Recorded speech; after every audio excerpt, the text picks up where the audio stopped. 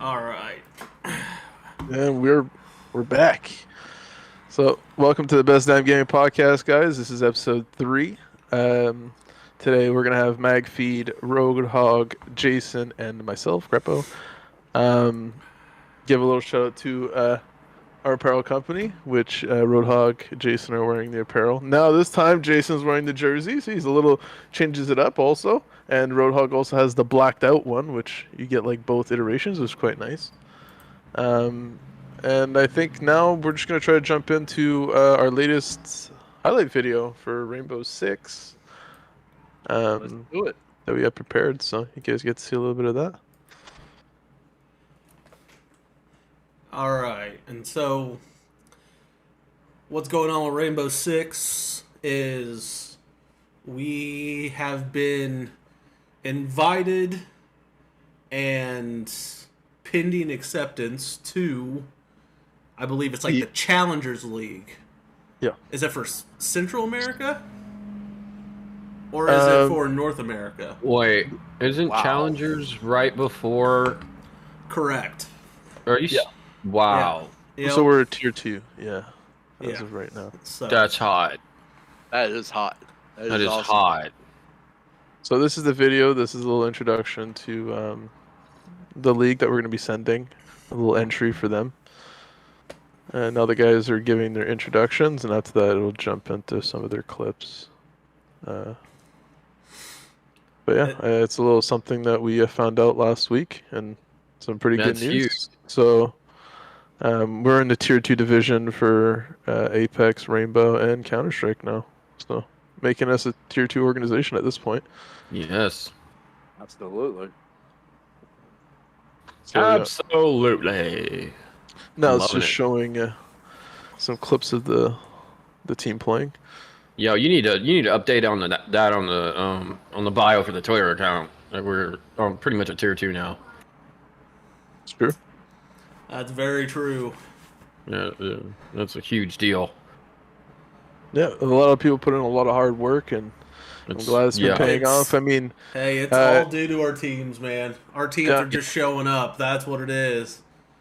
Teams are the just thing out is there. sticking by it too. Like they've went through some rough patches, and they didn't give How it up. goes. That's the one thing that's awesome. That's how it goes. Yeah, Yeah. exactly. Take it on the chin, keep going. So Yeah, you gotta have the L's to learn what you need to fix. Once you fix everything, it's like developing a brand new shooter game. Once everything's fixed, it's diamond. But yeah, so that is the latest with Zomblers Rainbow Six. At some point, we're gonna have to get like Look what's happening. Evo. Look how much people like it.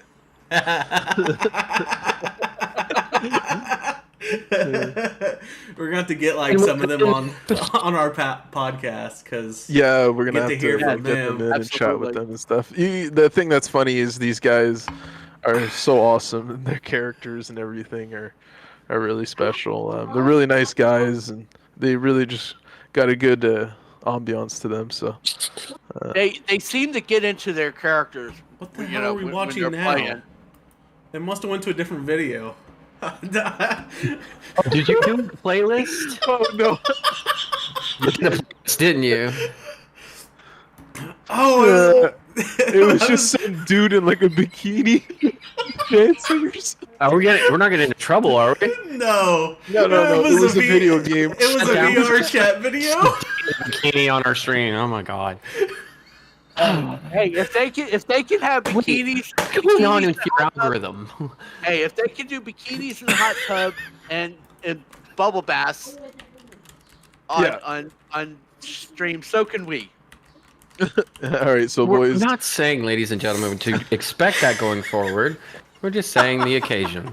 So maybe next episode we might all be in a bubble bath. No. Excuse me. I think next episode I have to Yourself, sir. I have to dress up as Buff Saul now though. And I hear Drink Freshen Up calling us now. Yeah, exactly. A So, bikini pool of Drink Freshen Up.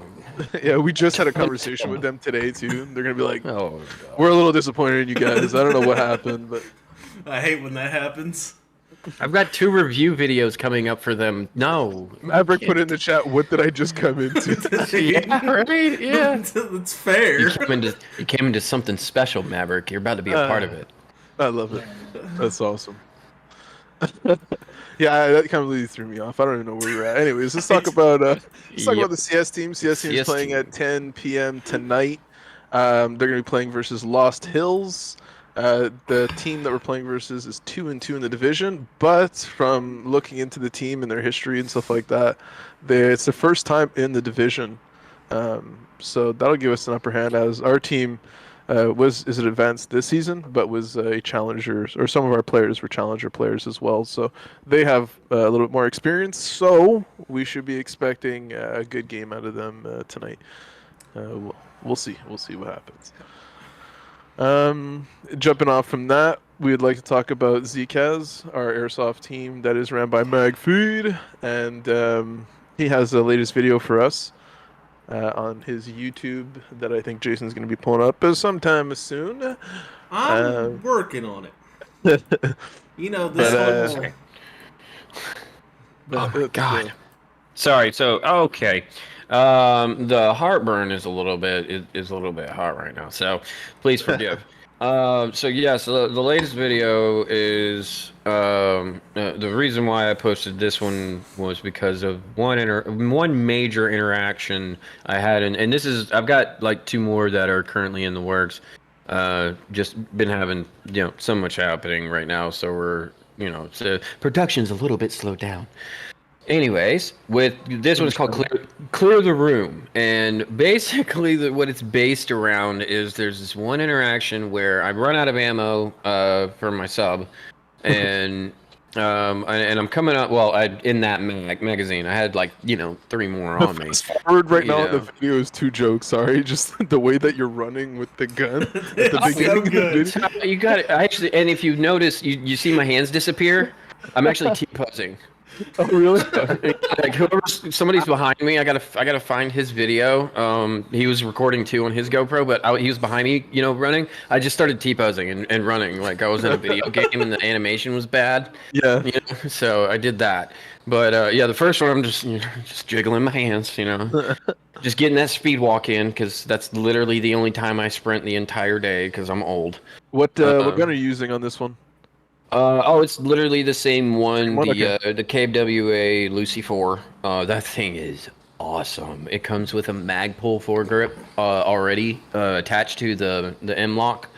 Oh, I love Magpul foregrips. They are if I could get one that was tilted, so much love for that one. But anyway, sidetracking. But that one, I put a halo sight on it, so when I can actually need to sight in. But for the most part, I can actually turn that thing to the side, like canted, and just and just dart people, because you can see where the BB goes when it leaves your gun.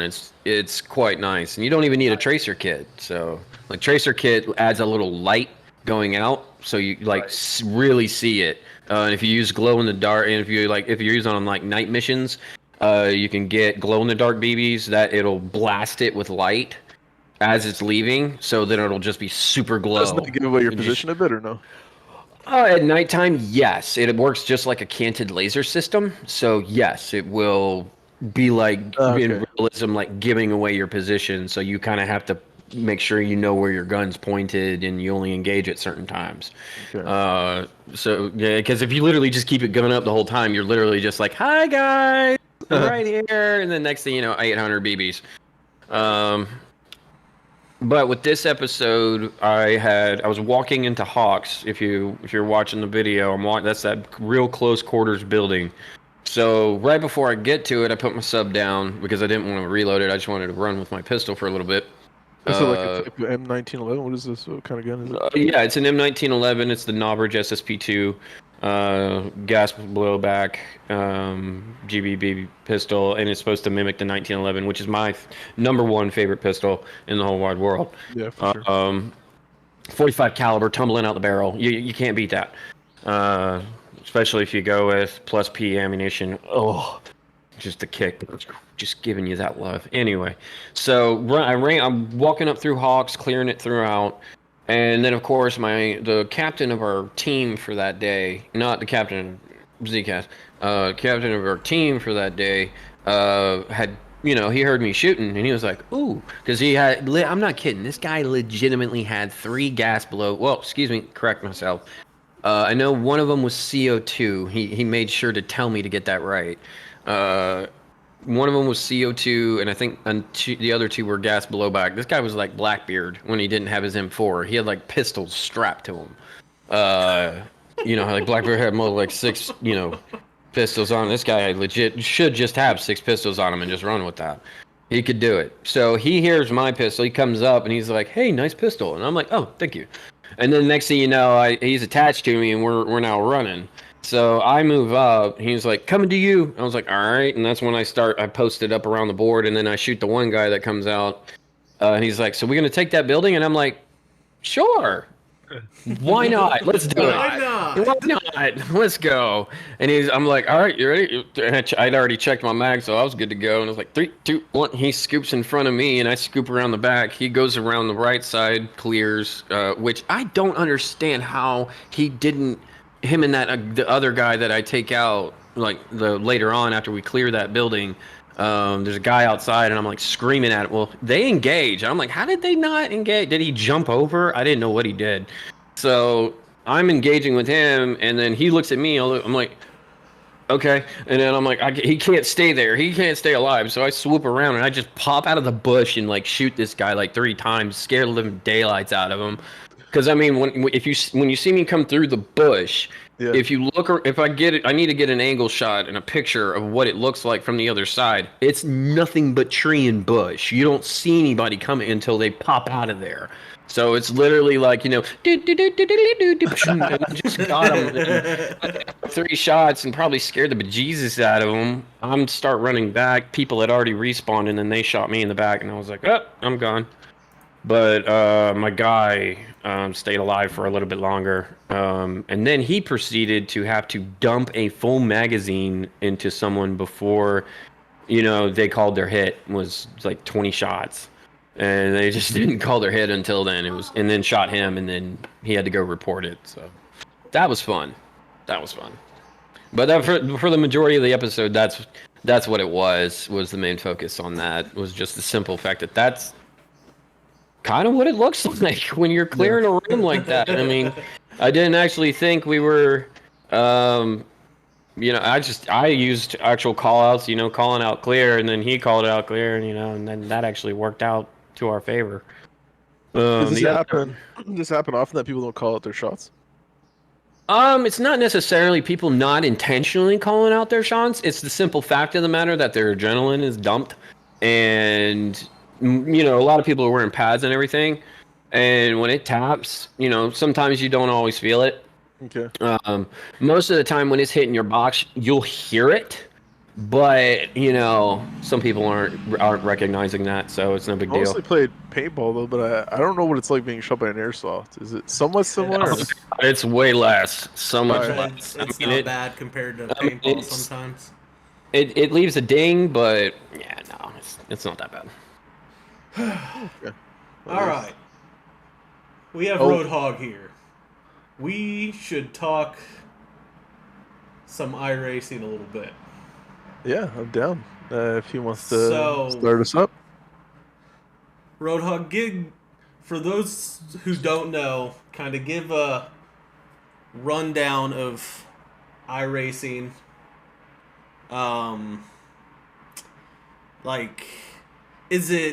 Is it connected to NASCAR? Is it connected to any of those? Is it kind of its own thing? Just kind of give us a brief kind of synopsis of what iRacing is. I'll be happy to. So to answer your first question, iRacing is basically a point of view in your face racing. You're sitting and when you're in the car in the game, you're literally sitting in the driver's seat of whatever car you happen to be driving in at the time. And is it associated with NASCAR? Yes. Matter of fact, Dale Earnhardt Jr. and I believe a couple other drivers are on the board of directors for iRacing. Pretty much iRacing has become the universal global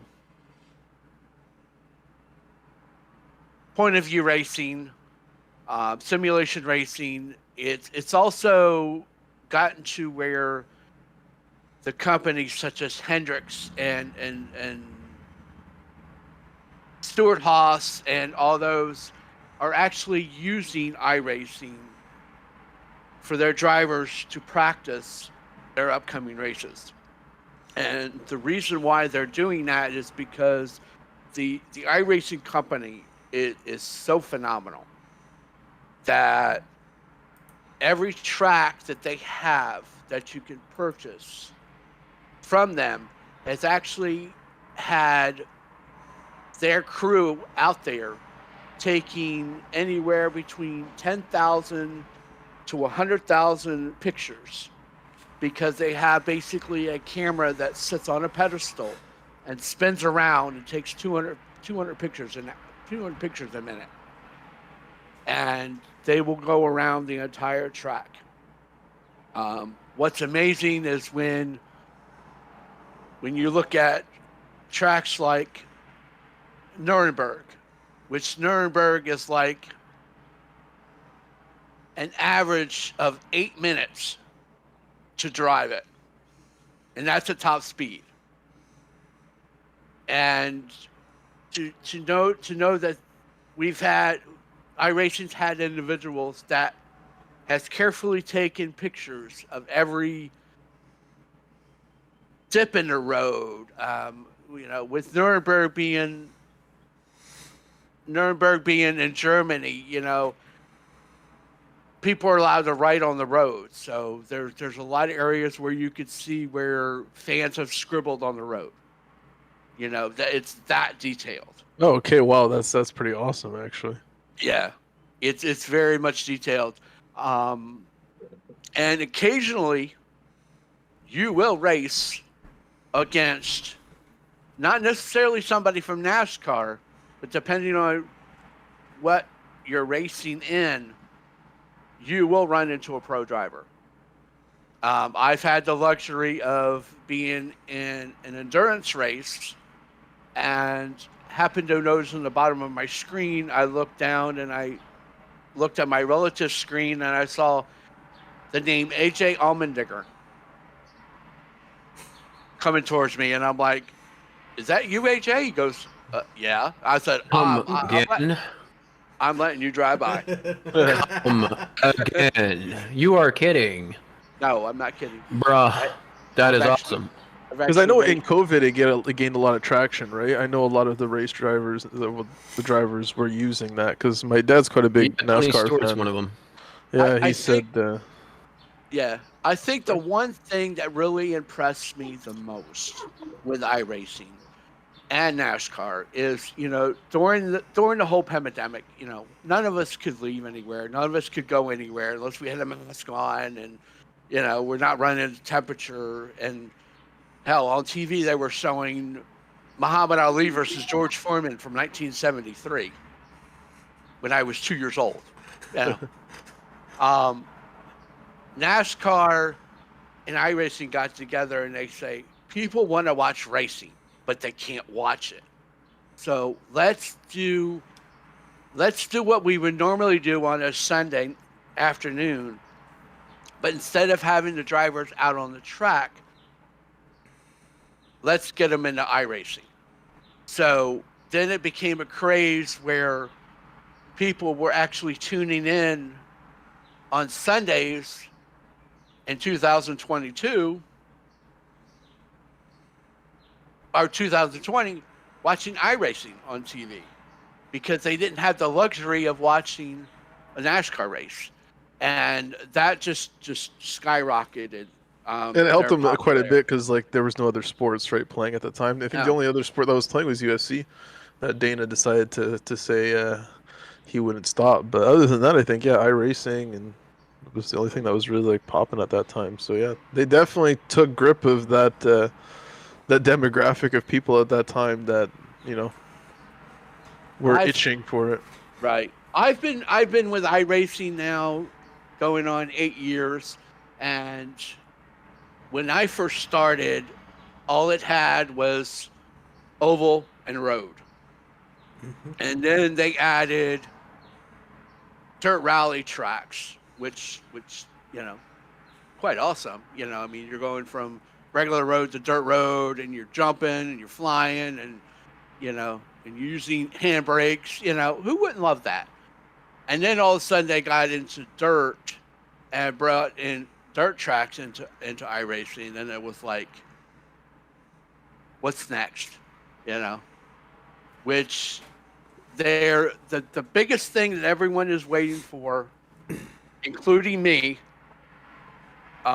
is we're all waiting for iRacing to bring rain into the game.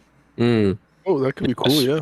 I'm waiting on that one as well. I was waiting Rain or on Formula snow. One, and they brought in Formula One, and I love open wheels, so I of course fell in love with that. But I always noticed that never a raindrop, and I'm like, yo, that would really change the game to do like weather changes, like Mid that race or something. where Or, you needed to pit and get inters or maybe full wets. You know what I'm saying? To actually switch up your tires like and have to re-strategize like that on an instant and have to adapt. That type of racing is the one I love to participate in. Yeah, I agree.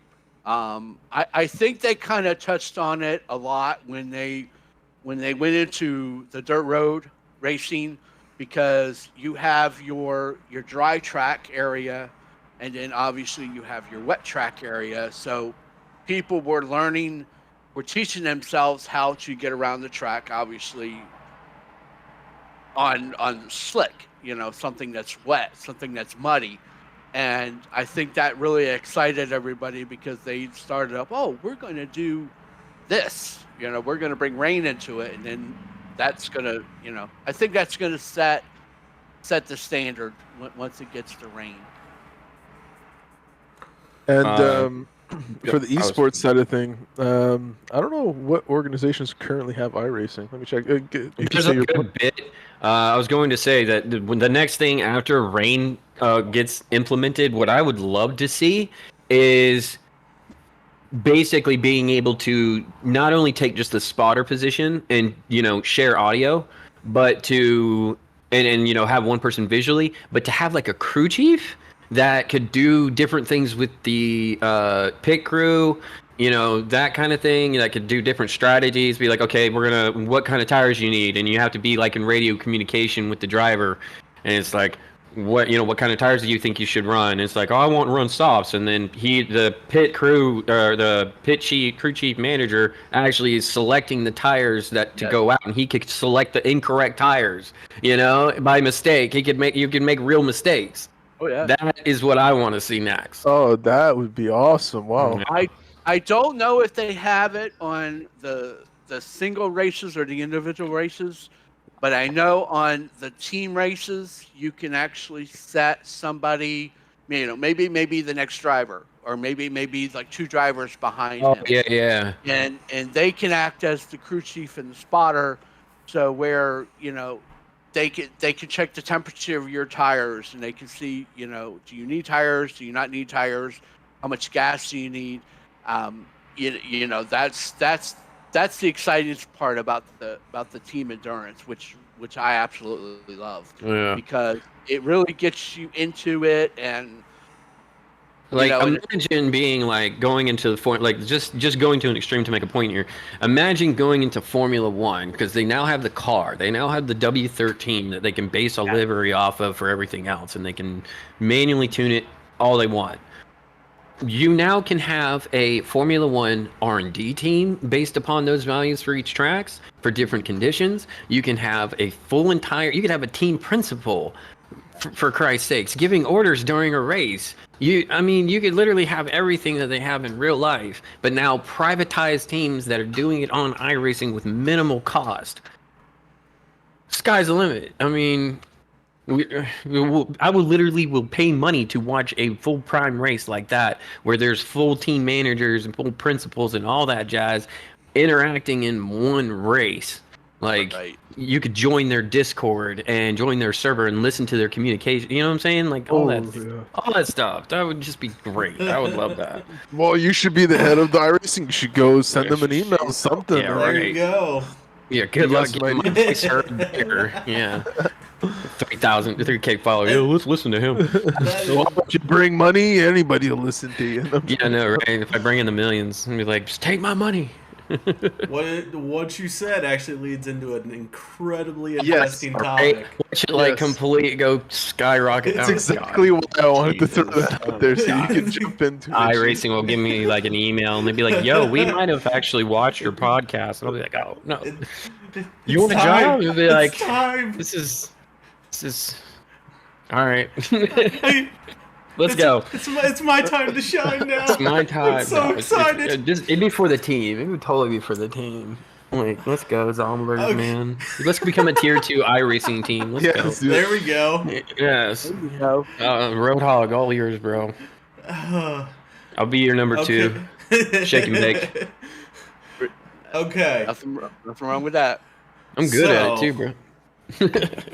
I will be Not re- very honest. I watched a very long podcast by some very influential, well, used to be influential people in esports. Well, they're still influential. They're the It- people who they- created and built esports. I mean, Yeah, I'll give them but, credit. Who are but y'all they're referring also, I think all 3 of them are blacklisted and oh, okay. multiple. What in the world? What are you going on about? Who are you talking about right now? I'm talking about Richard Lewis, Thorin, and Monte Cristo. So they're people from the past in esports that have worked in the industry, and they kind of give their insight on where the industry is going today. And yeah, they've given their opinions, and a lot of the points that they make were points that we agreed on, and then we decided, hey, maybe it'd be a good point to talk about this. The corporate companies in esports that are kind of taking away the shine of teams like ourselves. You can talk a little bit more about it if you want, Jason. Don't want to steal your shine. Yeah. I mean, I posted something yesterday? 2 Yep. days ago, or Yesterday, something like that, Something like that. on Twitter. I'm not ladder. And Oh, what about a ladder? Dude, I want to go play. Let's climb the ladder. Don't get distracted. Sorry. Okay. And so there's a big thing with all these top where do you live? like tier esports companies are up for sale. People like Immortals, people like I think like all the LCS slots almost are the North American LCS slots. Almost all of them are up for sale just because the venture capitalists who came in bought into this essentially lie from people like Reginald at TSM, people like I don't want to say the guy from Team Liquid because Team Liquid's actually doing pretty good, but they bought into this lie that esports was going to, Well, you could kind of bring play- in TLG as well. Yeah. I mean, that's true. But esports was kind of going to, kind of play out to be another sport. And that's like Right.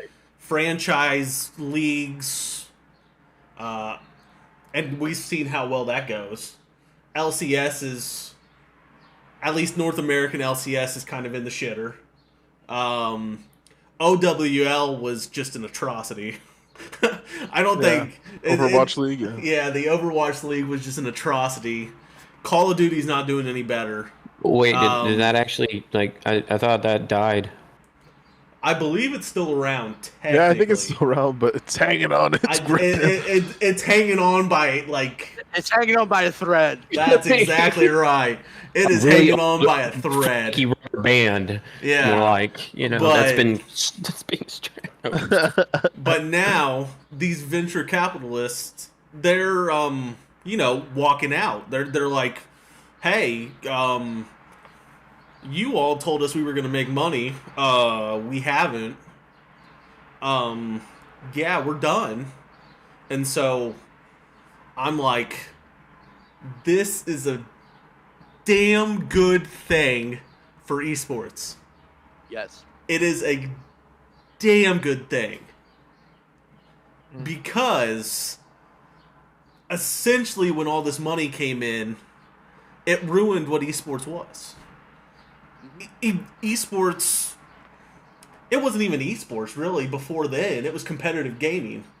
There's a complete difference. Yeah, true. It was competitive gaming. It was about. That's what we say a lot of the times. Yeah. We played before esports existed. We like if we told somebody like, "Hey, I'm an esports player," people would laugh at us. They'd be like, "Who the fuck are you?" Like, Yeah. Like, but it just kind of ruined it because this unrealistic shit happened in the industry. Freaking player salaries were out of control. LCS players were making multi-millions of dollars a season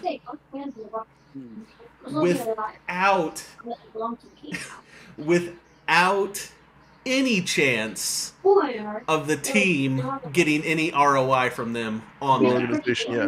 The organization was making, Wow. as they said, was making $100,000, or they were making about $100,000 or something like that around a year, and they were doing contracts that were millions. So I don't understand how the hell that was happening, but they were borrowing money or As a doing team, something.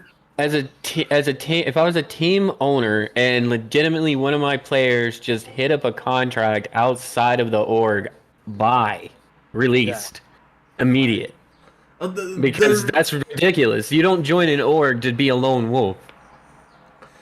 They were sorry. afraid of that because there was no regulation in it. You could go after anyone. In my opinion, these- regulation needs to happen at the team level, and it needs to be thorough.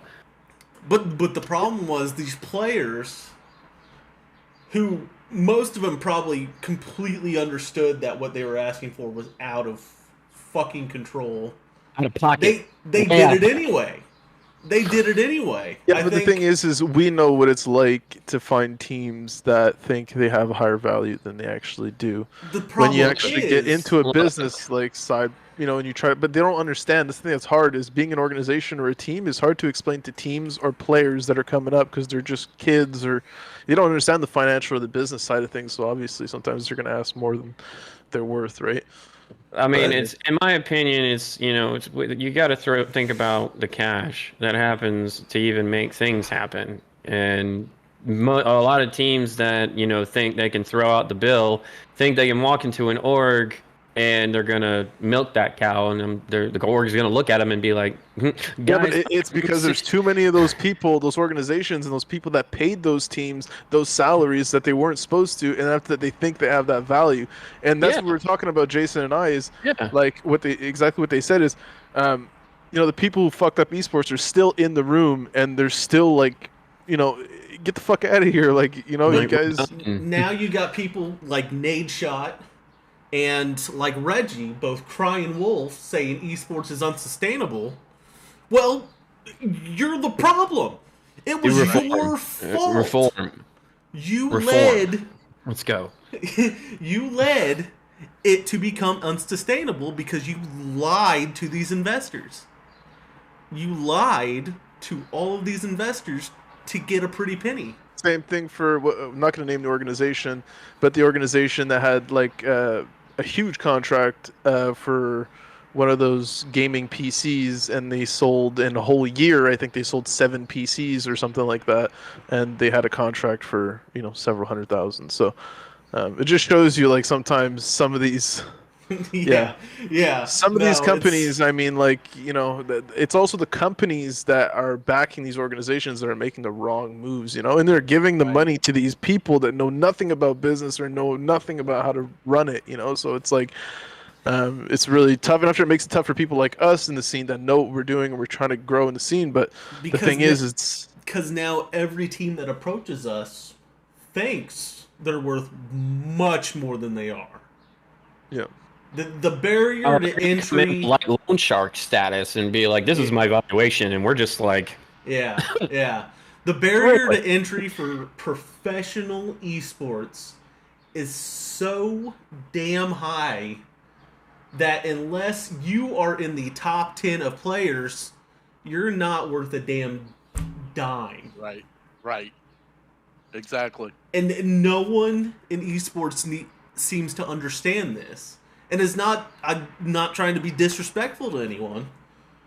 But that's why people have leaned off of the esports. If you've noticed in the past, I don't know how long it's been since we've been in esports for so long, but I mean, like, since COVID, I'd say a lot of people have changed their way of, like, more professional teams turn into more content teams, or more into, like, making edits or something like that, and less focusing on their competitive side. A lot of pro players, as we could tell, from the past, that go straight to content and streaming and stuff and forget the competitive side because, well, like you just said, it's barrier to entry is so difficult. And that's the thing about being a semi-pro team is unless someone comes in with a ton of money and says, "Hey, we want to put Zomblers on the professional map," we're gonna sit right where we are. Right. That's exactly it. I wanna bring up something that I watched. I don't know, probably 6 months ago, maybe, or maybe longer. There was a time where they were trying to get the esports popularity going on TV, and I believe it was TBS that was showing a lot of the game lives. They were doing either Counter-Strike. Counter-Strike, yes, they did, right, for a while. Counter-Strike, and then they had Street Fighter. Yeah. But they showed a documentary one time, and it was like one of the top players in the world. I can't even think of his name right now. But just his overall attitude and demeanor, because you would see him play, and he was so into it, and so, he was a great player, no doubt. But it was the attitude he had after the game. If somebody didn't do something right, he had a fit. Mm-hmm. He would walk into the corporate office, like he ran the whole building. And what kind of message is this telling the younger generation? Is this telling them that they can act like an asshole and come into an esports team, and even though if they're good, they can still be like an asshole? No. I mean, that's just like watching professional sports. I'm the biggest person where, if you legitimately have an injury, okay, I get it. You can't play. Okay, but my biggest thing, turf toe. Okay, I literally looked it up one time. Turf toe is a stubbed toe. Do you know how many times in my 52 years I have stubbed my toe and still went out and played? I love that they had a different name for it than just a stubbed toe as well. It was just... It's so good. It's so good. But yeah, they would say this guy's got turf toe, So finally, I got to the point where I'm like, "What is this turf toe? Why is it causing all these injuries?" And you look it up, and it's like they're like, "Oh, just stubbing your toe," and I'm like, "Dude, you're making $1 million a year. Get out there and play with your turf toe." All right. Well, don't want to cut this short, but we're about to hit the 45-minute mark, so that's about the time we end the podcast. We will. I'm going to come back to talk about the business of esports here again. Yes. Well, if we're down to jump into it, we'll jump into it next pod. Yeah. We can jump into that. We'll make that the first thing we hit. You just give me time. We'll talk, and we'll just keep talking. Yeah, we could dedicate it to that. and, because I maybe have a some of it- lot to say, Man's and breaking I his have keyboards. a lot more people I want to try to piss off, just Yeah, in case they exactly. see this. Smoke alarm going off. Yep. It's so damn I funny. have a lot of people. I've decided I want to play the bad guy, and Do it's an gonna essay be fun. contest. What the hell is this? I'm supposed to be the bad guy Dude, usually. dude, Nah, that's how nah. You're the good guy usually. In- What's in- going on? In this case, I'm gonna play the rotate. bad Y'all know guy. this, right? It shocked me because here I am looking on Twitter yesterday, and all of a sudden Jason pops up on my Twitter, and I'm He's reading red. this I'm like, wow, he's ripped. Yeah, that's right. It's. I have a lot to say, and All right, it's so gonna have thanks to for tuning happen. in, boys. We're gonna end this thing. Are we gonna run away? Okay. Yeah, we're gonna run away. All right. All right. Any last Cheerios. words from anyone? This was a great pod. I was really happy to Got That's to good. learn a Oh, a lot little about bit of fun. iRacing. That was good. and I'm excited to jump into the esports topic next pod. Yes, I really yes. It's gonna be good. Hopefully, last thing, just a little shout out. 10 p.m. Eastern, CS:GO, Lost Hills. We're gonna be playing Those offers. tonight. Wish us luck. And, Good luck, I think that's- CS:GO.